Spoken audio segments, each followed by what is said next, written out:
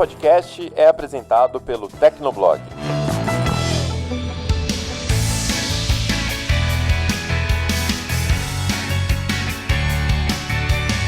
Olá, ouvinte! Seja bem-vindo! Está começando mais um episódio do Tecnocast. Eu sou o Thiago Mobilon.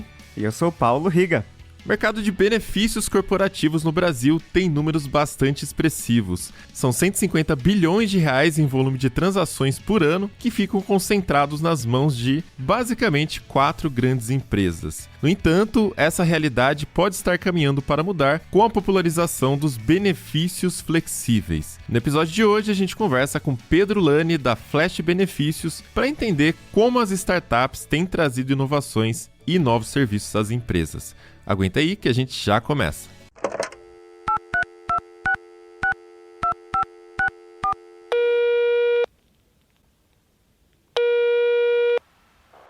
Caixa postal do Tecnocast.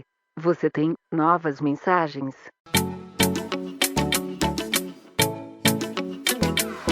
Caixa postal do Tecnocast, se você não quiser acompanhar com a gente, pode pular o episódio para 9 minutos e 31 segundos. Vamos lá, Riga, o que a gente tem pra hoje aí? A gente tem uma mensagem do TecNerd, ele comentou na comunidade.tecnoblog.net o seguinte: excelente Tecnocast como sempre, mas devo discordar do Mobilon. Eita, nós temos uma discordância aqui. No momento que ele disse algo como: é muito difícil pro Facebook saber qual será a nova rede social, porque está sempre surgindo uma nova.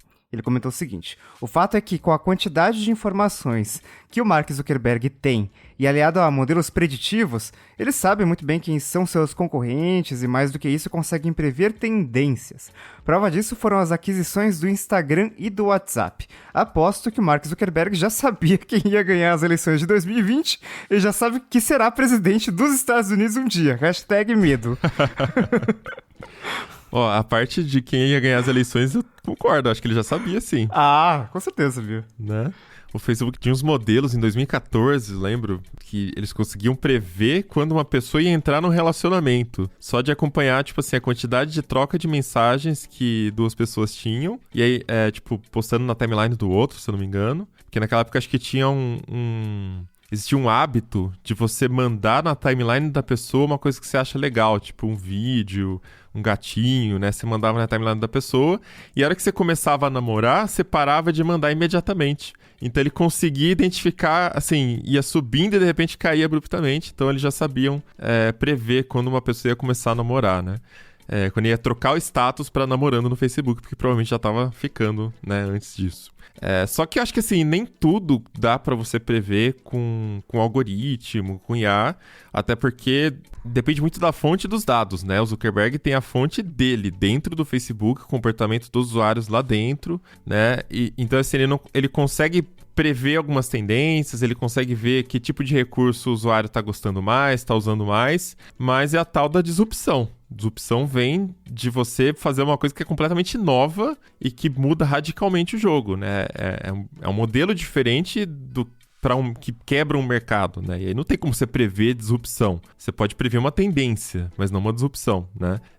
E aí, assim, você tem que jogar o jogo. Nesse ponto, Snapchat veio como um serviço disruptivo. O que o Zuckerberg fez? Copiou o recurso dentro do Instagram e ferrou o Snapchat. Beleza, né? Saiu vencedor no jogo. TikTok agora despontando super, né? E o Facebook tá com muito mais dificuldade para conseguir combater o TikTok do que ele teve com o Snapchat. O Snapchat foi assim, né? E agora eles têm o Reels no Instagram, que não pegou da mesma forma, a dinâmica não é exatamente igual a do Snapchat também, mas agora também já falaram que vão priorizar o conteúdo em vídeo dentro do Instagram. Quer dizer, então sim, ele tá antenado às tendências, ele tá tentando se adaptar e até agora os modelos disruptivos nada mais foram do que redes sociais com alguns ajustes diferentes ali na dinâmica e no conteúdo.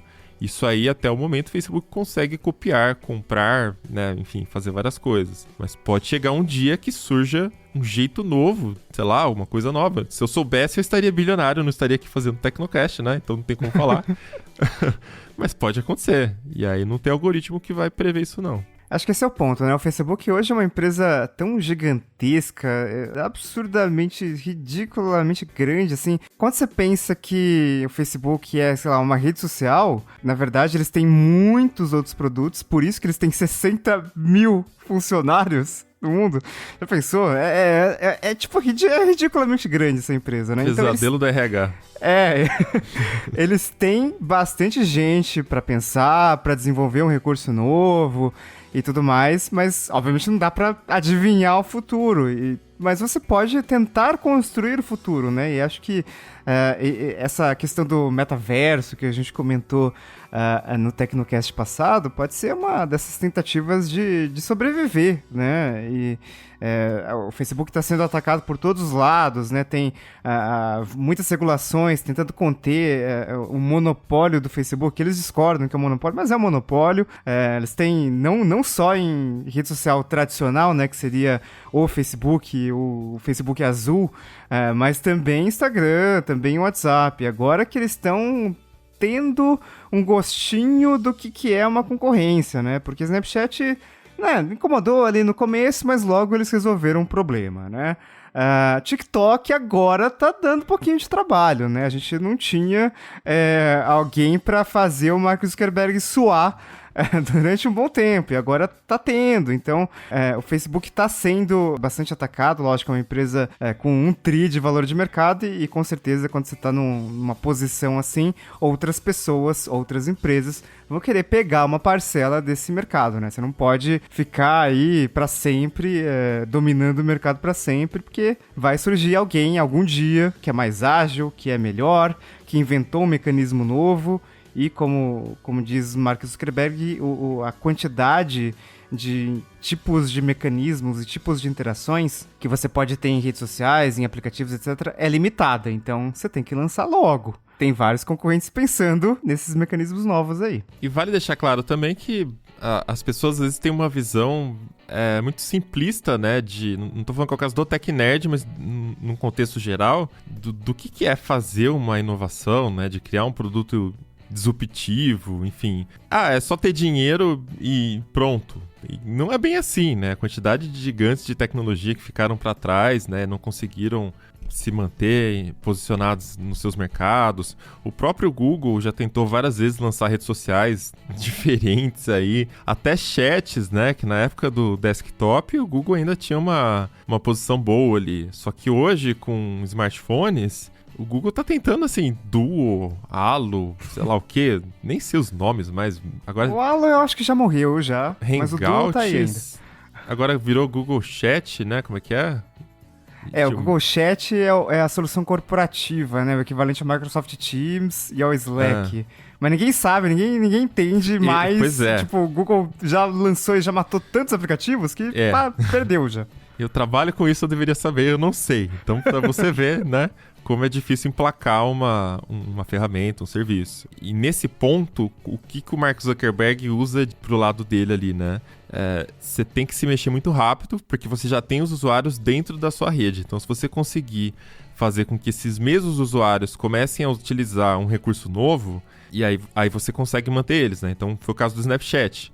O que eles fizeram? Tentaram comprar, não conseguiram. Então vamos lançar o nosso. Lançaram um Store dentro do Instagram. Hoje em dia, a maioria das pessoas imagina que usa o Instagram só pra fazer Store, né? Não é nem pra ficar postando na timeline. Virou quase que o recurso principal. E agora, prevendo essa tendência, eles estão tentando também focar mais no Reels. Então, assim, eles têm que se mexer, eles têm que mudar antes que as pessoas saiam de lá. Porque uma vez que elas saíram, o Google tá aí pra mostrar que não volta mais, né? É muito difícil. Então, enfim, é esse jogo que o Facebook joga. É um jogo muito dinâmico, é um jogo que ele tem que estar sempre muito atento, porque senão pode ficar obsoleto muito rápido. Ou seja, por mais que você tenha uma equipe gigante, muita tecnologia, muito conhecimento, prever o futuro, sempre pode ter um Google Wave no meio do caminho. Olha aí.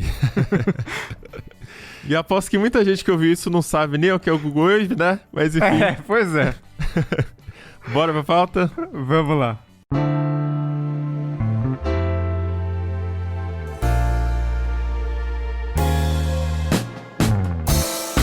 benefícios corporativos são muito valorizados pelos candidatos às vagas de emprego. Uma posição que oferece um salário legal e só isso chama bem menos atenção do que uma posição que tem um salário legal e, além disso, também oferece alguns auxílios, né? Isso aí acaba fazendo uma diferença boa no orçamento mensal. E esse mercado no Brasil movimenta muita grana, são cerca de 150 bilhões de reais por ano. Mas você já reparou que são quase sempre as mesmas empresas que a gente vê nos restaurantes, né, Riga? São sempre aquelas 4 ali, né? É um mercado bastante restrito, essas 4 empresas, 4 marcas que a gente vê em todo lugar, elas dominam 95% do setor. E a gente tá falando da Alelo, que é parte do grupo Elopar, é uma holding criada em 2015 e muita gente conhece por causa da bandeira Elo, né, uma parceria ali entre o Banco do Brasil e o Bradesco. Outro nome muito famoso é a Ticket, parte da Edenred, que é uma empresa francesa que atua também em setores de pagamento e mobilidade. Aqui no Brasil, a parceria ali é com o Itaú Unibanco. O Itaú tem uma participação minoritária ali na Ticket Brasil.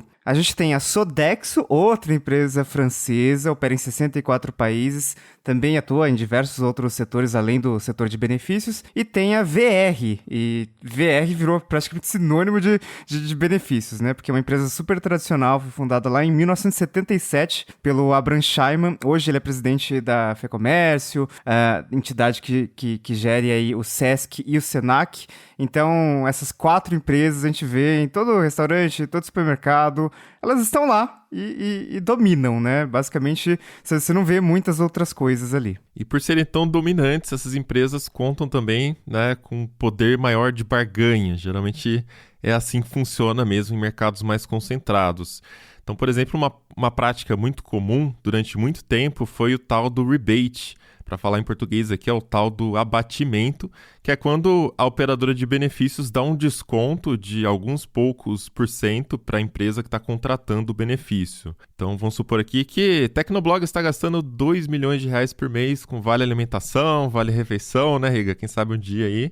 Talvez com o imposto chegue perto disso, mas acho que ainda não chegou, vai demorar um pouquinho ainda. Vai demorar um pouquinho só. E aí essa empresa pode combinar de pagar tipo R$1.960.000 para a operadora, e esse desconto de apenas 2%, parece pouco, né? Mas do tamanho da cifra representa uma economia muito grande para a empresa que está contratando. O problema é que, né, como já diria a famosa frase lá, e Milton Friedman também, né, deixou muito famosa aí, não tem almoço grátis, né? Então, se essa grana tá saindo de um lugar, ela tá vindo de outro também. E aí vem essa prática que a operadora acaba descontando dos restaurantes, né? Ela repassa esse custo em outras partes da cadeia, né? E aí vem as taxas de operação, que são muito altas e gera todo aquele problema do restaurante que às vezes, enfim, não quer trabalhar com a operadora, ou se trabalha, desconta 9% de cada transação. Isso acaba prejudicando, inclusive, o próprio funcionário, né, que perde valor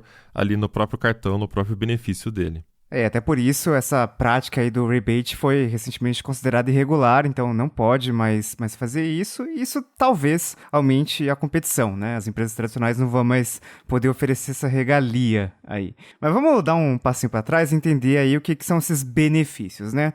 Os benefícios que as empresas dão são basicamente vantagens que elas oferecem ali ao funcionário e que complementam o salário. Então tem tipo, sei lá, férias remuneradas, 13º e outros que são lei, né? Tá na CLT.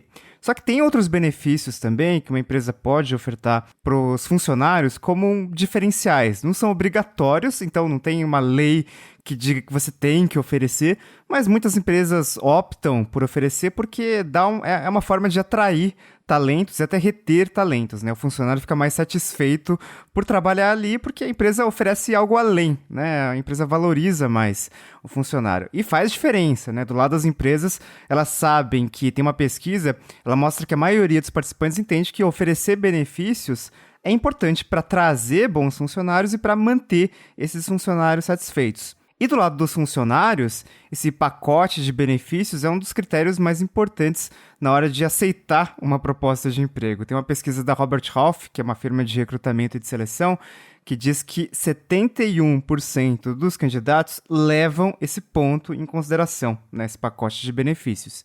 E esse seria o segundo critério mais importante para o profissional brasileiro na hora de avaliar uma possível colocação.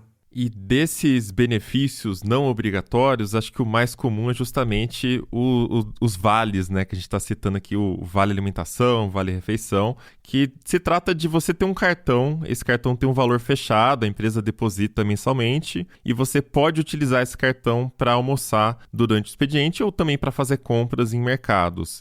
Muitas empresas deixam o funcionário escolher o que ele prefere, né? Então, o Vale Refeição, que se popularizou, né, como um vale apenas de restaurante, ou o Vale Alimentação, que é o VA, que você pode usar em mais lugares também, por exemplo, no supermercado. Outras empresas vão até ali numa outra opção que é até mais complexa, né, que é você montar uma cesta básica e dar a cesta básica para o funcionário todos os meses, o que garante alguns itens essenciais, né, mas é um pouco mais difícil também de gerenciar essa opção aqui. E apesar de não ser obrigatório, né, esses vales, a legislação brasileira oferece aí alguns incentivos fiscais para que as empresas ofereçam os benefícios. E isso, obviamente, explica um pouco aí por que esses benefícios são tão populares também. Recentemente houve até uma discussão lá na Câmara sobre acabar com esses incentivos fiscais, né? Isso poderia acontecer pela proposta de reforma tributária do imposto de renda, só que, obviamente, isso gerou vários protestos de empresas de benefícios, também de sindicatos, porque eles entendem que sem esses incentivos fiscais, muitas empresas iam parar de dar os benefícios, né? Então o mercado poderia diminuir aí.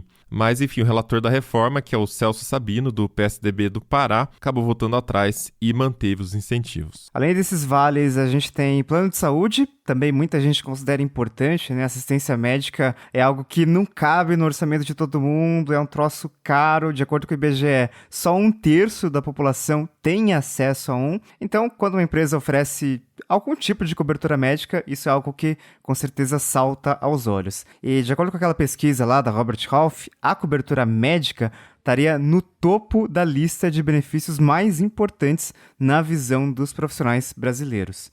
Teoricamente não tem limite para quantos benefícios uma empresa pode dar para os funcionários, né? A gente pode colocar participação nos lucros, né? A PLR, previdência privada, auxílio creche, auxílio para material escolar, se o funcionário tiver filhos, vale combustível, se ele usa o carro, né? Para se deslocar até o trabalho, vale cultura para gastar com livros, ir ao cinema, tem bolsa de estudo, tem muitas opções. Só que tem um problema muito grande, que é a forma como isso tudo está estruturado. Então, o cartão com a bandeira X, às vezes só é aceito em alguns estabelecimentos. E aí tem, sei lá, o bilhete único. O bilhete único é vinculado ao seu nome, ele acaba acessível pela empresa e só é aceito em alguns lugares. E esses modelos, eles pressupõem um funcionário bem específico ali, bem quadrado ali, bem padrão da jornada de trabalho.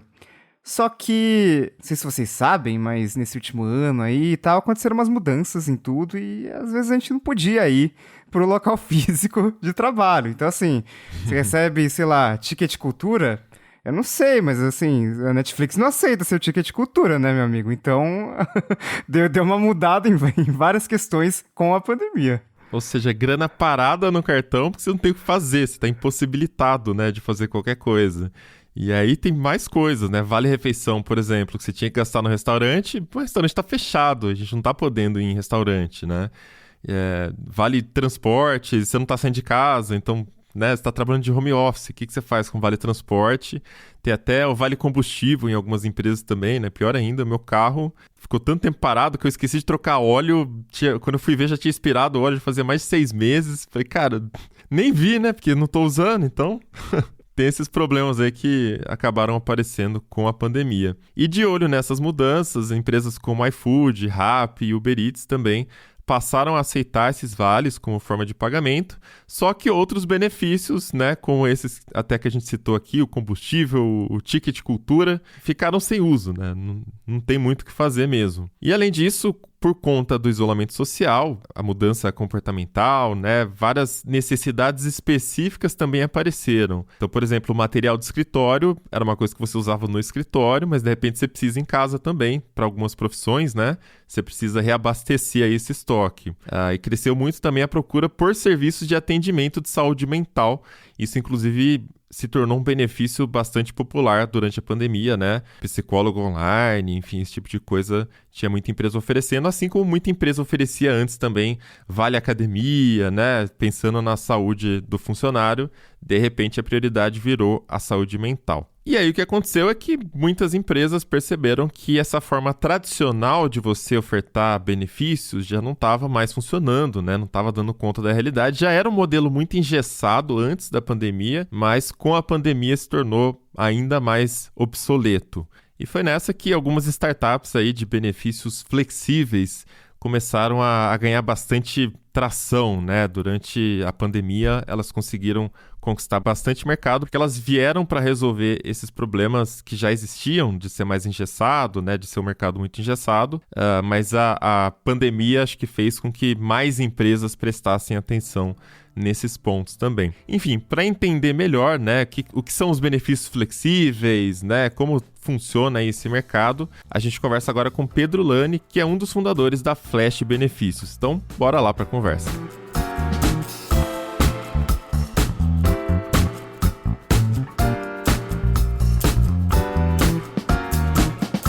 Fala Pedro, tudo bem? Bem-vindo ao Tecnocast, obrigado por participar aqui com a gente. Fala Mobilon, tudo bem? Riga, o prazer é meu, satisfação é minha estar com vocês aqui. Pedro, quando a gente fala de benefícios corporativos no Brasil, normalmente o que vem na cabeça são aqueles auxílios mais tradicionais, né? Vale refeição, o Vale Alimentação, que a empresa dá para o funcionário através de um cartão ali, de uma bandeira específica. Então é como se fosse um dinheiro a mais que o empregador paga, mas que só pode ser gasto em contextos específicos. Esse é o modelo mais comum, só que não é o único, né? Agora a gente está falando também de benefícios flexíveis. Então, pegando aí o gancho, né, dessa palavra aí, benefícios flexíveis, eu queria que você explicasse para a gente o que exatamente é um benefício flexível, né? Como que surgiu esse modelo?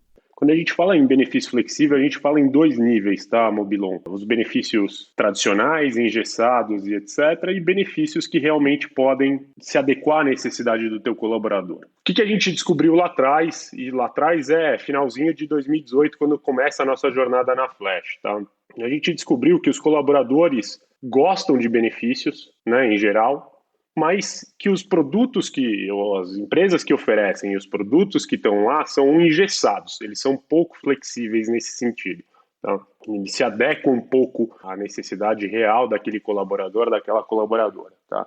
Então, esse foi o principal objeto de Discovery, e acho que a gente está falando exatamente a mesma coisa com o aposto flexível aqui. Tá? Então, a gente está pegando os benefícios tradicionais, olhando para eles e falando, olha, eu tenho esse benefício, por exemplo, o Vale Refeição ou o Vale Transporte, será que ele realmente, né, as soluções que tem aí hoje no mercado, dialogam com a necessidade do colaborador? Né? Acho que o que ficou provado lá no comecinho da nossa jornada e agora mais do que nunca, é que essas soluções que existiam no mercado estavam datadas, elas eram pouco flexíveis, elas eram pouco capazes de se adaptarem às necessidades, às reais necessidades dos colaboradores, numa nova jornada de trabalho, né, que já era nova pré-pandemia e se tornou ainda mais nova agora com todo mundo em casa e depois, né, no futuro do trabalho, que certamente será híbrido. Tá? Então, quando a gente olha para o refeição, a gente fala, pô, o cara tem hoje, a colaboradora tem hoje um vale restaurante. Será que ela precisa realmente do vale restaurante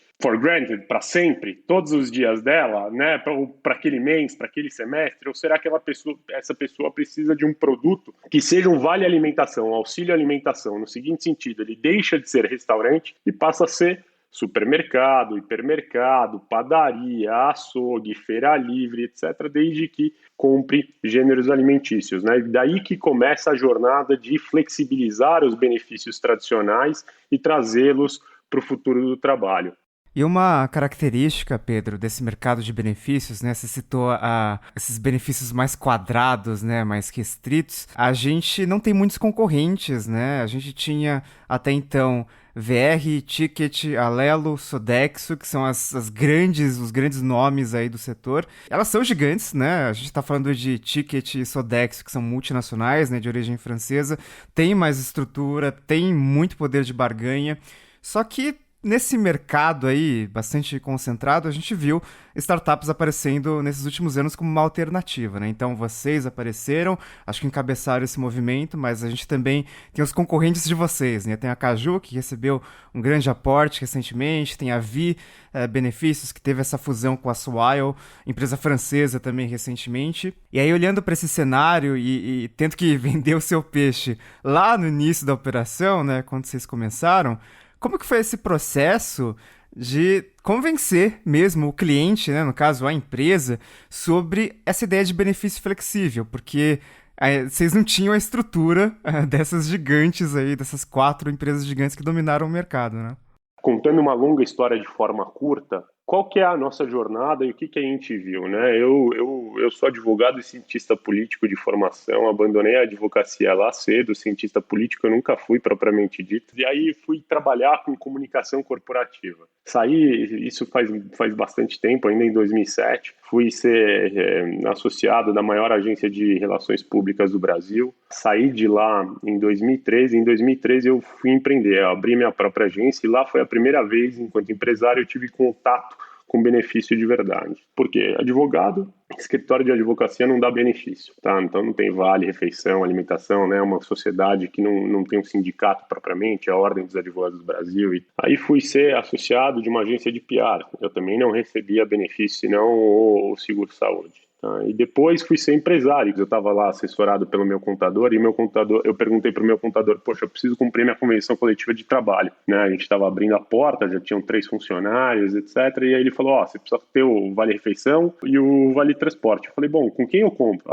Compra com meu primo, ele é revendedor de uma das 4 gigantes aí. Foi ótimo, comprei, a gente estava muito mais dedicado enquanto, né, empresa ao plano de saúde, porque nos era importante enquanto sócios, e compramos lá o vale-refeição e o vale-transporte desse corretor. E aí, de verdade, nunca mais tinha olhado para isso, até que em 2018 eu estava querendo empreender de novo, as coisas estavam começando, né, a agência estava indo super bem, parecia que o Brasil talvez tivesse algum sinal de melhora e tal. E estava literalmente pesquisando e procurando o que eu ia fazer. Eu sabia que eu queria uma jornada de tecnologia, né, que era diferente da jornada de consultoria. E literalmente olhando para o que eu sabia fazer bem ou mal, etc., pensando em novos mercados, quando o nosso fornecedor de vale-refeição fez uma baita atrapalhada, foi trocar os nossos cartões que estavam vencidos. Ao trocar os nossos cartões, trocaram por cartões extraviados. Aquilo lá que estava acontecendo no back-office da minha empresa, já era uma empresa de 30 funcionários, etc.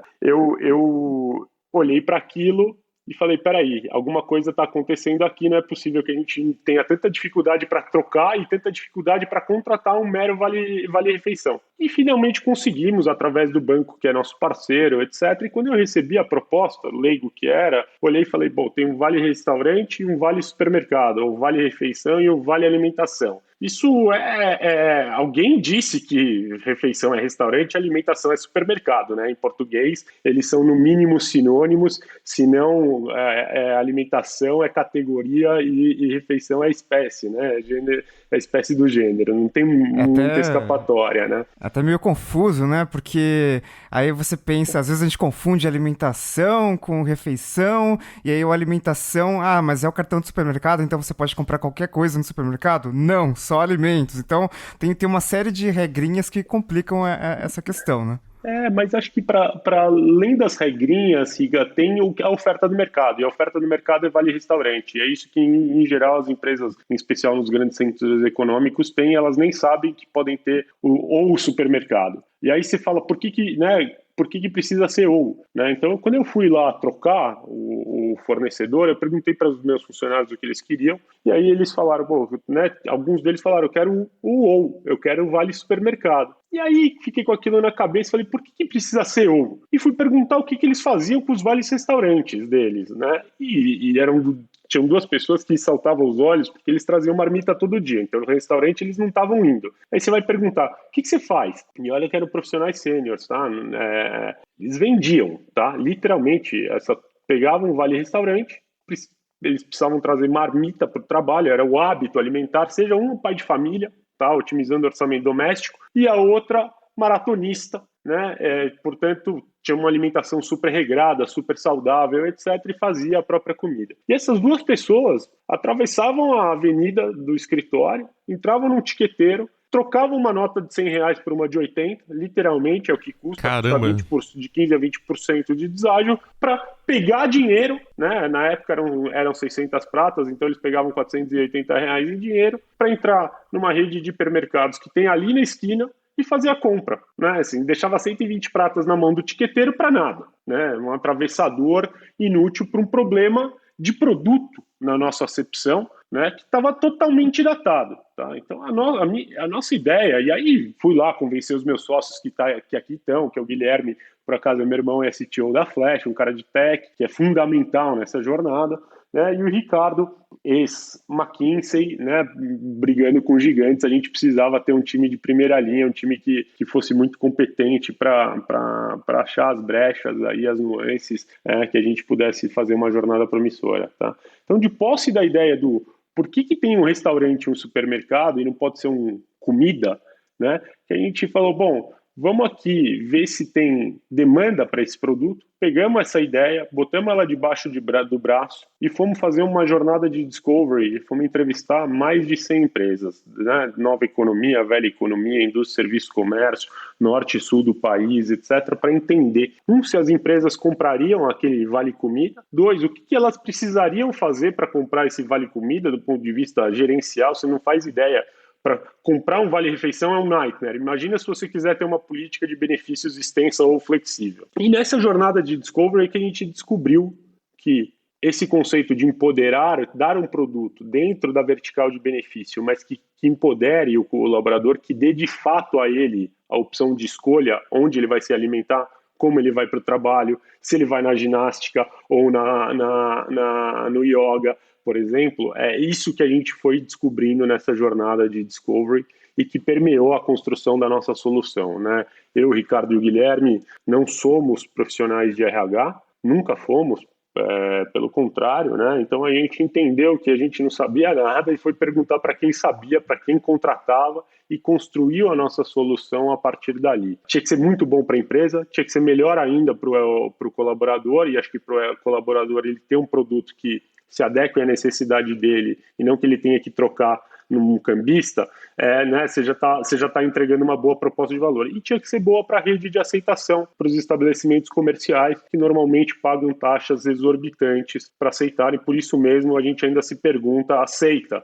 Né? Você está com um instrumento que chama Vale Restaurante, não aceita em qualquer restaurante? Alguma coisa estranha tem. Não porque aquele restaurante não é restaurante, é porque ele não topa pagar a taxa abusiva que cobram os nossos incumbentes. Pois é, aí entra aqui também outra parte aqui da pergunta que a gente queria fazer, né? Primeiro porque, assim, você já citou que a empresa surgiu antes de pandemia, né? Você até citou que a pandemia deixou isso mais claro, essa necessidade, mas a Flash surgiu antes, né? Veio antes essa visão que você teve de fazer um cartão com benefícios flexíveis. Só que aí entra no outro ponto, né? Na hora que você está estruturando esse negócio, você precisa escolher como que isso vai funcionar tecnicamente. E as outras operadoras têm ali a bandeira própria, né? E vocês começando pequenos, com uma proposta diferente, né? Da onde que veio essa ideia também de, vamos lançar um cartão então com alguma bandeira que já é popular, que já tá, né, já é aceita na maioria dos restaurantes, enfim, como é que vocês tomaram essa decisão? Mobilon, essa decisão veio porque ela era parte do problema a ser endereçado, tá? Para o colaborador poder ter flexibilidade entre restaurante e supermercado, eu precisava ter uma rede que aceitasse em restaurante e supermercado. Para o colaborador deixar de vender trocar no cambista, né, a nota de 100 por uma de 80, naquele nosso exemplo, ele precisava ter rede de aceitação. E isso significava a nível, né, uma rede de aceitação a nível Brasil. Parte do problema, se a gente está mal servido nos grandes centros, nós, por exemplo, estamos em São Paulo. Se a rede em São Paulo é ruim, imagina fora de São Paulo. Estou falando de São Paulo capital, tá? Se você for para a periferia de São Paulo, é pior ainda. Para o interior, é pior. A nível Brasil, então, nem se fala. Então, a gente olhou para esse problema e falou, bom, o único jeito da gente construir uma rede tão grande é fazendo uma parceria com uma bandeira de cartão e construir a tecnologia para que o nosso cartão só compre aqueles gêneros alimentícios, para que ele só compre gêneros de mobilidade, para que ele só compre saúde, etc. E aí que casa a estratégia de ter uma bandeira parceira e não construir a nossa mesmo, como fazem os incumbentes, com a nossa tecnologia embarcada, que é justamente controlar todo o processo, o processamento e a autorização de cada uma das transações que são realizadas pelos nossos colaboradores. Com isso, Mobilon, a gente nasce com a maior rede de aceitação do Brasil, né? São mais de 2 milhões de estabelecimentos de alimentação, restaurante, supermercado, padaria, açougue, feira livre, iFood, Rappi, Uber Eats, todos os supermercados delivery, enfim, você realmente dá um grau de opção muito grande para o teu colaborador no dia a dia, né? Aí o controle fica na tecnologia, dentro do aplicativo, o empregador decide onde que ele permite que aquele benefício seja gasto. Se ele quiser abrir para tudo, ele abre também e não muda nada, né? Abrir para tudo não pode, né? O que a gente fala, nosso benefício ele é extenso o suficiente para ser bom, mas ele não pode ser igual ao dinheiro, porque senão você denatura ele vira salário, né? Se você pode dispor ele de qualquer forma, ele não é benefício, né? O benefício você pode dispor na forma de benefício, então você pode comer, você não pode fazer outra coisa além de comer, tá? Então, você foi ao ponto, né? A nossa solução, ela é uma wallet com um cartão Mastercard, e ele permite a cada empresa colocar diversos pacotes de dinheiro, bolsos, saldos exclusivos de dinheiro para cada uma das finalidades de benefícios que as empresas têm. Partindo do mínimo denominador comum, tá, gente? Que é ou refeição, né, ou alimentação, ou comida, melhor dizendo. E aí a gente vai encontrar várias outras empresas que têm vários outros tipos de benefício na esteira das suas convenções coletivas de trabalho. Tá? Tem um número muito famoso, Pedro, desse mercado de benefícios brasileiro. Você comentou dos milhões de estabelecimentos, né, que participam disso. Tem um número que diz que 150 bilhões de reais são movimentados por ano só com vale alimentação, vale refeição e outros benefícios, né? E eu queria entender como que esse mercado tão grande, né, que movimenta tanto dinheiro, 150 bi não é pouca coisa por ano, ficou restrito por tanto tempo a essas empresas que a gente já conhece, né? Então, são poucos concorrentes para um mercado muito grande. O que contribuiu para isso? Quais os fatores para isso? Eu acho que, Riga, tem a ver com a dinâmica dos negócios do nosso país, que é um país continental, portanto de difícil escala, né?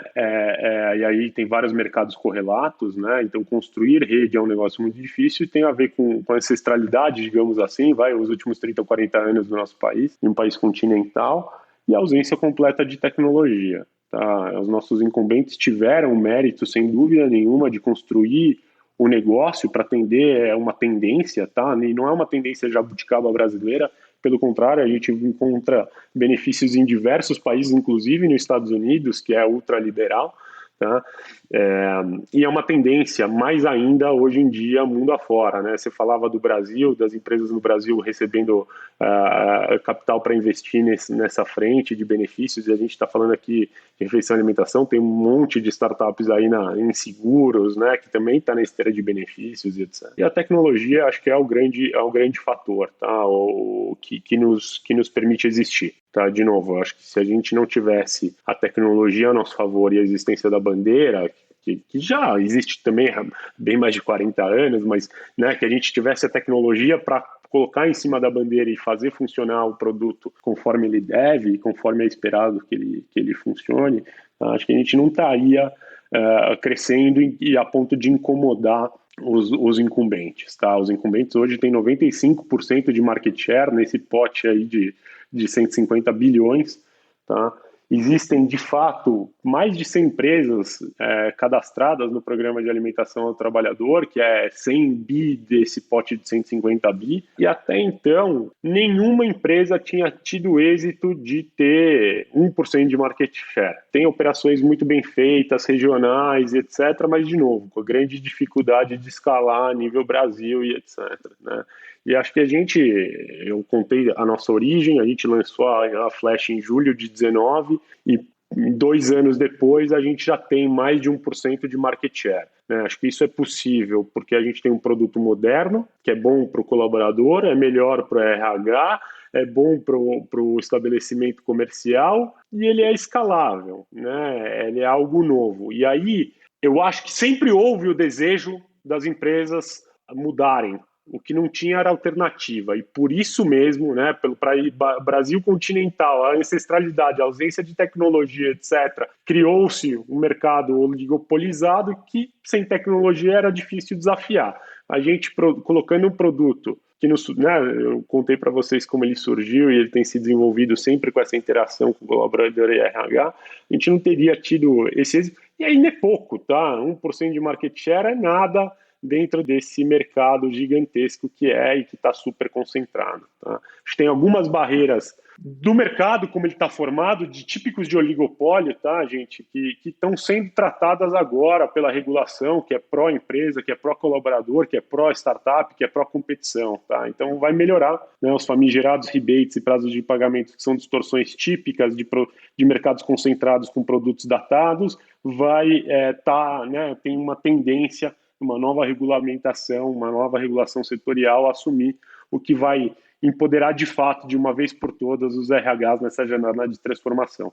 E até nessa questão do ambiente regulatório, né, que você citou, né, os motivos por que existe o oligopólio, muita gente não sabe disso, mas tem aqui no Brasil o PAT, né, que é o Programa de Alimentação do Trabalhador, que ele rege os benefícios de vale alimentação, refeição, que são oferecidos pelas empresas. E é bem antigo, é de 1976, foi regulamentado em 1991, e por ser um programa tão antigo, a gente já supõe também que, né, tem muitas regras ali que estão um pouco engessadas, não tem muito mais a ver com o ambiente de trabalho de 2021, já passou bastante tempo, né?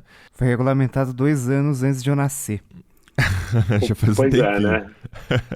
E aí eu queria entender também isso, né? Como que você começa a operar nesse mercado e como você lida com essa burocracia, né? Você teve alguma dificuldade específica? Porque geralmente sistemas que são muito antigos e muito burocráticos, eles já estão ali de um jeito que meio que impedem competição, impedem a entrada de novos players. Se você quer trabalhar de um jeito diferente do que está no papel, né, é uma luta para você conseguir fazer alguma coisa, né? Então, que tipo de dificuldades aí vocês enfrentaram nessa parte burocrática no começo da operação ou hoje mesmo? Existe uma política de Estado, né? Acho que não é de governo, tá, gente? Eu falo de Estado porque ela transcende, já data há algum tempo e ela vem inspirada, acho que parte do Banco Central e do CAD numa jornada de transformação pró-competição, né? Em vários mercados que começam no bancário, mas são correlatos ao bancário e vão parar agora, por exemplo, na SUSEP, em seguros e etc. Então, acho que existe essa política de Estado pró-inovação, de novo, vou insistir que é uma política de Estado, tá? E que tem feito muito bem para o framework brasileiro, né? Acho que a gente tem visto nascer aí grandes empresas que mudam o status quo, e essa agenda não é recente, ela é de mais de uma década, né? Você pega lá no mercado de adquirência, por exemplo, das maquininhas, a gente tem aí a Estônia, a GetNet, que está com o Santander, é verdade, mas é um baita case de sucesso e de crescimento, tem a PagSeguro, etc., que são empresas gigantescas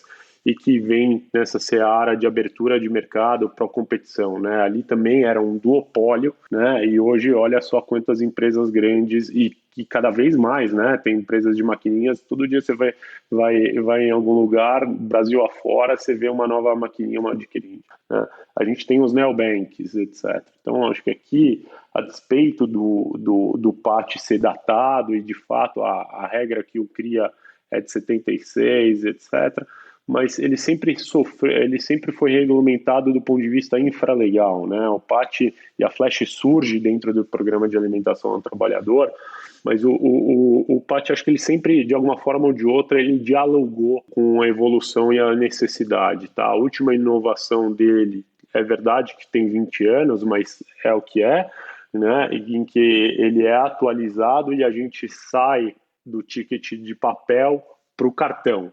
Tá, então a última vez que teve inovação nesse mercado foi lá sair do papel, e se imagina que tinha os contravales, né? O Riga, puta, era bebê, nem sabe, né? Mas eu certamente ainda não trabalhava, mas eu fui fazer o storytelling, né? Então eu aprendi tudo isso e tudo mais, né? E vai para o cartão e de lá nada evolui, tá?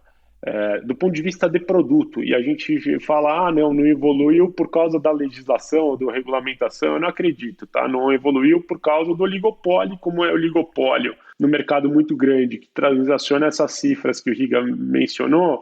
Qual o incentivo à inovação? É nenhum, né? Quem tem incentivo é quem está vindo de fora tentando fazer o novo. Se a gente fosse fazer mais do mesmo, que é um pouco da jornada dessas outras 100 empresas que eu falei que existem dentro do programa de alimentação, a gente provavelmente ia ter um market share muito pequeno, ia ser irrelevante, etc. Tá? Mas na parte da regulamentação, ou até mesmo pressão sindical também, né? Existia alguma coisa que estava beneficiando esse oligopólio? Porque recentemente a gente tem visto o Banco Central especificamente, né? Nessa área de banco, né? Então tem o Pix, tem o Open Banking, tá rolando um esforço muito grande para abertura, para entrada de mais concorrência nos bancos, então fintechs chegando, é uma coisa meio que também para baixar juros e ter mais oportunidades ali para aumentar a quantidade da população bancarizada, né? E nessa parte aí dos vales, tinha algum tipo de pressão, alguma coisa assim que afastava também? Eu não digo assim de legislação que te proíba, mas que você olha aquilo e fala assim, nem quero ter o trabalho de comprar essa briga aqui. Eu acho que a regulamentação era super difícil, o Mobilon era mesmo, tá? Precisava crack the case, e acho que foi isso que a gente fez. A gente foi entendendo o detalhe, entender como é que a gente credenciava os estabelecimentos de forma que a gente fosse exatamente igual ou tal e qual a Alelo, a Ticket, a Sodexo, etc., usando uma bandeira. Ao invés de usar a minha própria bandeira, eu uso a Mastercard, tá? Existia sim, e ainda a regulamentação está vigente, tá? Mas na esteira dessa evolução, desde o começo do ano, tem uma consulta pública, tá? Do Ministério da Economia, da Secretaria do Trabalho, dentre outras normas que vão ser atualizadas, né? Normas trabalhistas, etc., de atualizar o programa de alimentação ao trabalhador, trazendo ele para aquilo que a gente está fazendo aqui, né? Deixando muito claro no texto legal que a liberdade econômica, né, liberdade de empreender dentro do programa de alimentação ao trabalhador, cada empresa pode se valer do arranjo que quiser, com bandeira própria, com bandeira de terceiro, etc., mas em especial, né, fazendo jus à regulamentação, inclusive já existente, acabando com duas distorções do oligopólio, tá? Que é o rebate, né, o desconto em que a grande empresa tem, né? Imagina que o restaurante está pagando uma taxa de desconto enorme e essa taxa de desconto enorme está voltando para a grande empresa, às custas do trabalhador, e o prazo de pagamento, tá? As grandes empresas, a maior mineradora do país tem prazo de 1 ano de pagamento. Como é que uma Flash tem condições de ofertar 1 ano de prazo de pagamento? Nem o banco dá esse tipo de crédito, né? Mas o nosso incumbente dá. Tá? Então, acho que a inovação pró-competição, pró-colaborador em especial, né? Porque no final do dia é programa de alimentação ao trabalhador. A gente deveria estar olhando para o trabalhador, para a necessidade desse trabalhador inserido no contexto que a gente vive hoje, que certamente é diferente de 2001 e certamente é diferente de 76. Tá? E acabando com essa distorção, porque aí, de novo, as empresas vão ter que comprar o melhor produto para o colaborador. Sem outros juízos de valor que estão hoje postos à mesa, que é quanto de dinheiro eu consigo economizar as custas do meu trabalhador e qual é o prazo de pagamento que essa empresa, que não é uma instituição financeira, vai me dar.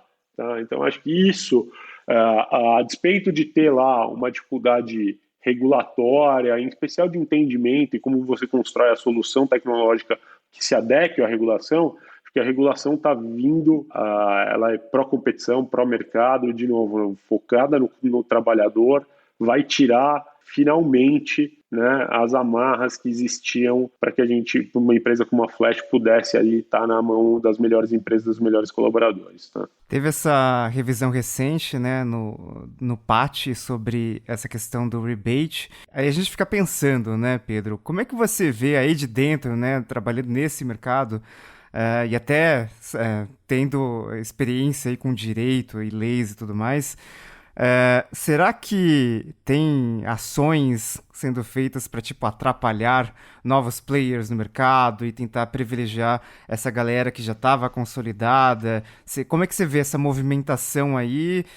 As próximas revisões do PAT são vantajosas para quem exatamente, né? São vantajosas para os trabalhadores mesmo, para consolidar o oligopólio que sempre dominou esse mercado, para novos players? Como é que tá? Sabe que regulação é aquela coisa, né? Você sabe como começa, nunca sabe como termina. E você mesmo mencionou quem são os grandes. 2 franceses, o outro é Banco do Brasil e Bradesco, né? E a VR, que é o Vale Refeição, né? Ele é alguém que surge lá em 76, a partir de uma posição super vantajosa que o empresário tinha naquela época, enquanto presidente da associação comercial. O curioso de ver isso aqui é que a gente sempre, de novo, a gente entendeu o que era necessário da gente do ponto de vista de tecnologia e de controles para construir a nossa solução. A gente sabia que a competição ia ser dura, a gente sabia que a nossa proposta de valor era muito melhor e que a empresa só não mudava, só tinha o rouba-monte porque era 6 por meia dúzia, né? Não ia do 6 para uma dúzia porque não existia uma dúzia no mercado, tá? Então, a gente sabia que ao existirmos com essa proposta de valor e com vários benefícios para o RH também, do ponto de vista de gestão dos benefícios flexíveis, a gente ia conseguir começar a tentar ganhar o jogo. E o nosso foco foi PME, que não recebe rebate e prazo de pagamento e que, portanto, deveria estar comprando o melhor produto. E aconteceu. Tá? E para as grandes empresas, a gente sabia que a empresa que era muito focada no colaborador ia comprar a nossa solução. E que eu não ia ter esse outro universo, porque o rebate ia estar aí, né, funcionando, vigendo, acontecendo, e paciência, era uma luta enorme. Tá?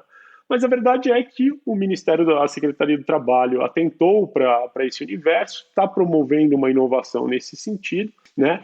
E o curioso, e isso é a vantagem de ser uma democracia, um processo super republicano e etc., é que é na esteira de uma consulta pública, né, que o PAT está sendo renovado, tá? Então, todas as manifestações são públicas e estão ali para quem quiser ver. E aí, Riga, você não vai se surpreender, porque preto no branco, os nossos incumbentes, a associação de classe que eles têm, etc., fizeram opiniões, deram contribuições escritas e diretas para tirar a Flash e outros players do mercado, né? Com teses escabrosas e totalmente datadas, mas que estão lá nos autos, né? Para falar juridiquês aqui, estão lá nos autos da consulta pública para quem quiser ver.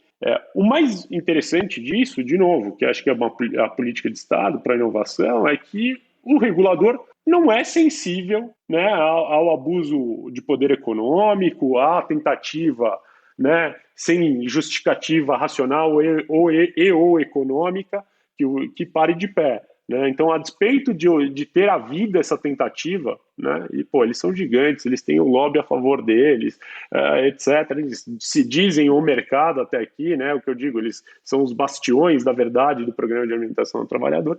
De fato, eles tentaram fazer com que a regulação movesse mais no sentido deles, mais no fechamento do mercado, mas a verdade é que o rio vai sempre a jusante, né? Não tem como, né? Então a água corre para o lugar certo, e acho que nesse sentido o anseio é ao trabalhador, né? O prejudicado por um produto datado, caro, que perdeu o objeto, é o trabalhador, e acho que a regulação vem para atender ao trabalhador, né, em benefício do colaborador, e que, portanto, mesmo que tenha havido, tá lá, tá escrito para ninguém duvidar. Aliás, vou falar aqui, tá, gente? Depois vocês veem se vocês querem editar ou deixar. Semana passada a gente recebeu uma notificação extrajudicial da associação, da BBT, falando que a gente não pode falar do novo PAT, porque o novo PAT é uma ideia, ele ainda não é uma realidade. Como é uma ideia, eles são proprietários do Programa de Alimentação ao Trabalhador, ninguém pode. Agora, até onde eu sei, né, gente, não tem no Brasil, felizmente, a gente tem liberdade para discutir projeto de lei, projeto de regulamentação, projeto de regulação econômica, etc., né? Felizmente, então a gente está aqui, foi lá para o nosso mural, para a nossa parede, ganhamos algumas estrelinhas, né? Porque falar da coisa que vem em prol da empresa e do colaborador, acho que deveria ser mandatório para todo mundo que quer, né, realmente ver valor, criar valor, gerar impacto em benefício.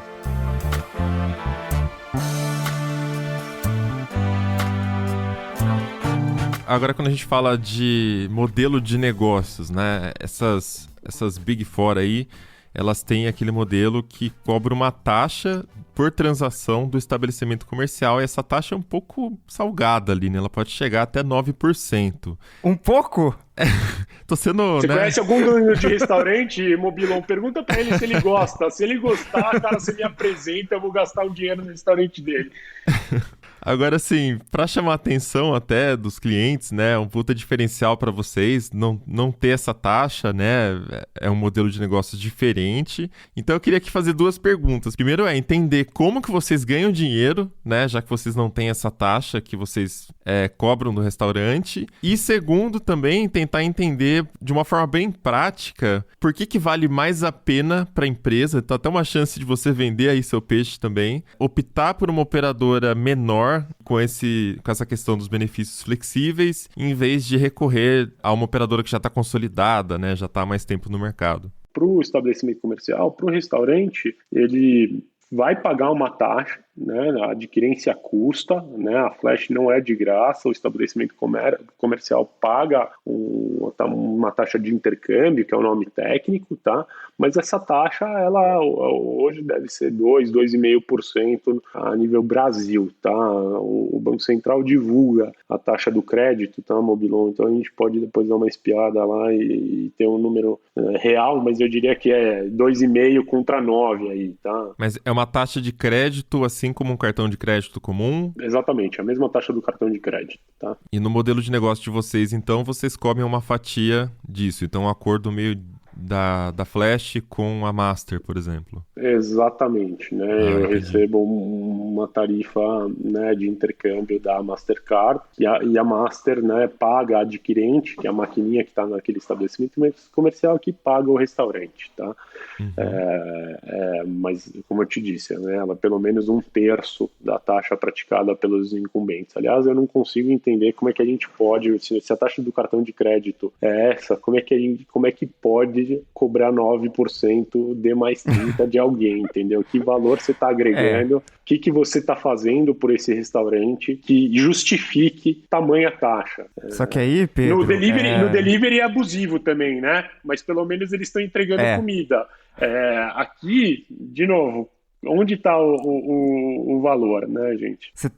Eu sei que você tem noção disso, mas você tá mexendo com gente grande, né? Com essas Big Four. E a gente sabe, né, que eles cobram taxas mais altas, que eles têm esse benefício aí de pagar, repassar o valor mais tarde. Bom, dinheiro elas têm. Será que elas também não teriam condições de implementar essas inovações, essas novidades que estão acontecendo no mercado de benefícios na mesma velocidade ou de uma forma muito parecida com as startups? E aí incluir vocês nessa jogada aí? É inescapável, né? Deve demorar, talvez, ou não. Enfim, a gente está atento aos movimentos, a gente conhece um pouco do mindset dos nossos incumbentes, né? Eu acabei de mencionar, eles tentaram fechar o mercado, então isso não é bom sinal, né? Do ponto de vista do que eles estão pensando, né? E como eles querem tratar a clientela deles, não estão de fato se importando porque eles deveriam estar mais atentos à inovação e não a uma regulação restritiva, self-serving, né, autosserviço e autorreferente. Mas a gente acha que é inevitável que de alguma forma ou de outra haja uma tendência de flexibilização, né, refeição restaurante vira supermercado e vice-versa, e uma expansão da rede. Se isso vai ser em velocidade suficiente para responder ao nosso crescimento, não sei dizer, espero que não. Estamos aqui trabalhando diuturnamente, de novo, eu não tenho rebate, não tenho prazo de pagamento, então eu ainda tenho um baita desafio para crescer e mesmo assim, de novo, focado aqui em mostrar para a empresa, cara, você investe esse dinheiro, não é esse rebate que vai mudar a tua realidade para o bem, mas se você investir esse rebate no teu colaborador, vai sim reverberar em atração de talento, em retenção de talento, em menor turnover. Pô, você não sabe a diferença que faz, cara. É inacreditável, assim. A gente fica até surpreso, no bom sentido, porque a gente, no final do dia, né, o core business aqui, para além dos demais benefícios que a gente falou, super pouco de mobilidade, de saúde, etc., o impacto que causa um produto de comer que realmente seja bom para o colaborador, tá? A gente vê assim os RH sendo elogiados pelos colaboradores, a gente vê colaborador optando pela empresa A e não pela B por causa do pacote de benefícios flexíveis e tal. Então, acho que eu falo, né, são três ondas, né? A primeira era você ter um salário muito bom e competitivo, a segunda era você ter um ambiente muito bom e saudável, e a terceira é você fazer a tua política de benefícios não tá só escrita em pedra para cumprir a convenção coletiva de trabalho, e sim ela tá ali refletida na necessidade do teu colaborador. Então é isso, vamos chegando ao final de mais episódio do Tecnocast. E aí conta pra gente como é que é a sua relação com os benefícios aí na sua empresa, o que vocês ganham, né? Tem alguma coisa que é mais incomum, né? Que você não vê muita gente usando e que você acha legal?